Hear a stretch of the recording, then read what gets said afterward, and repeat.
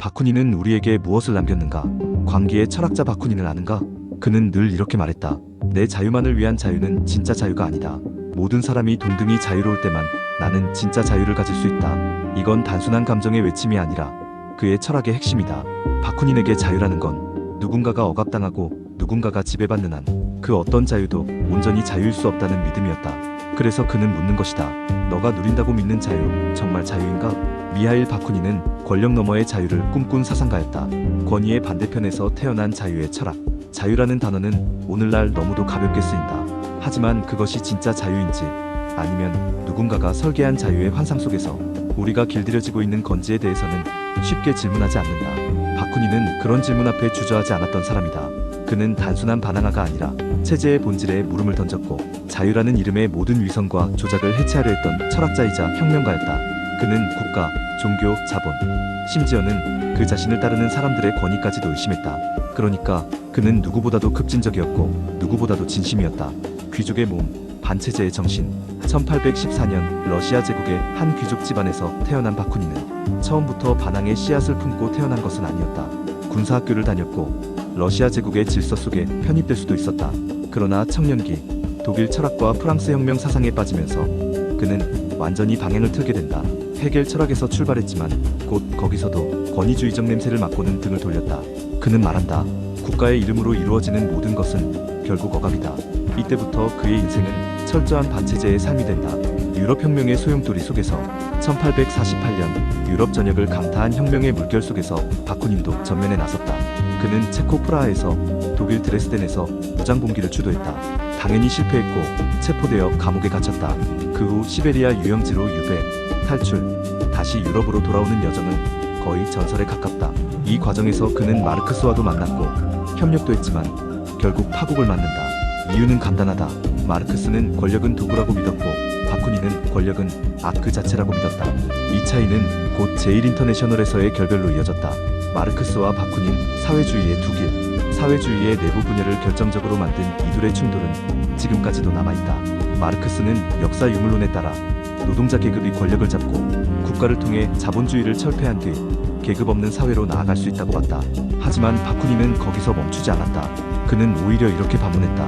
노동자가 권력을 잡은 뒤 그들이 과연 권력을 내려놓을 수 있을까? 바쿠닌은 프롤레타리아 독재조차도 결국은 새로운 계급을 낳을 것이라고 봤고 국가라는 장치 자체가 모든 억압의 근원이라고 믿었다. 그래서 그는 사회주의 내에서도 가장 급진적인 자유지상적 사회주의 혹은 아나키즘의 길을 택했다. 바쿠닌의 철학 무정부가 곧 자유다. 바쿠닌 철학의 핵심은 단 한 문장으로 요약된다.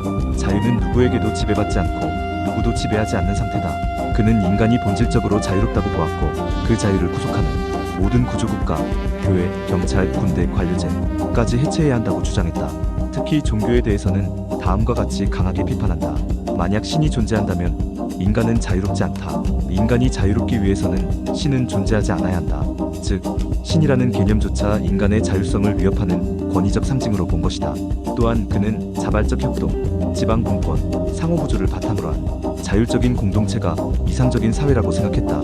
이 점에서 그는 피터 크로포트킨, 루돌프 로커 등 이후 아나키스트 사상가들에게 지대한 영향을 끼쳤다. 바쿠닌이 본 인간 본성. 그는 인간의 본성을 기본적으로 긍정했다. 권위나 체제가 사람을 선하게 만든다고 보지 않았고 오히려 인간은 억압이 제거될 때 더 창조적이고 협동적으로 변할 수 있다고 믿었다. 이 부분이 홉스적 인간관과 완전히 대립되는 지점이다. 바쿠닌은 자연 상태의 인간은 이기적이고 야만적이라는 시각을 부정했고 오히려 체제가 인간을 야만적으로 만든다고 본 것이다. 폭력과 혁명. 바쿠닌의 딜레마. 그의 사상에서 가장 논쟁적인 지점은 폭력에 대한 태도였다. 바쿠닌은 분명히 무장투쟁의 필요성을 인정했다.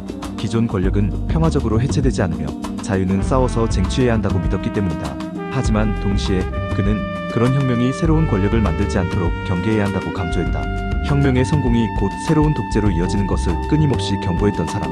이 점에서 그는 수많은 혁명 이후의 독재를 미리 예견한 예언자적인 면이 있었다.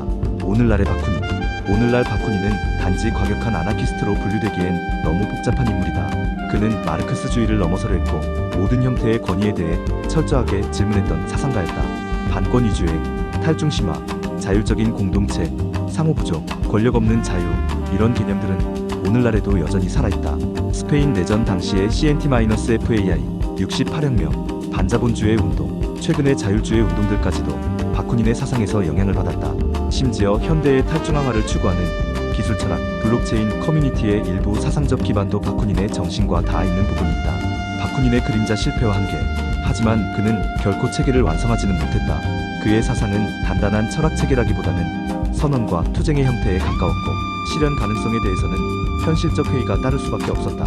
또한 무정부주의의 한계 사회 시스템의 복잡성을 간과하거나 폭력 이후의 공백을 대체할 대한 부족 같은 비판도 있다. 바쿠닌 자신도 이를 알고 있었지만 그는 현실의 편의보다 이상에 걸었다. 바쿠닌은 우리에게 무엇을 남겼는가? 우리는 여전히 권위의 시대에 살고 있다. 알고리즘, 자본, 국가, 종교, 브랜드, 심지어 자유를 말하는 목소리들조차도 우리를 가만히 두지 않는다. 그런 시대에 바쿠닌은 우리에게 질문을 던진다. 진짜 자유는 스스로 선택한 삶을 타인의 지배 없이 살아가는 것이다.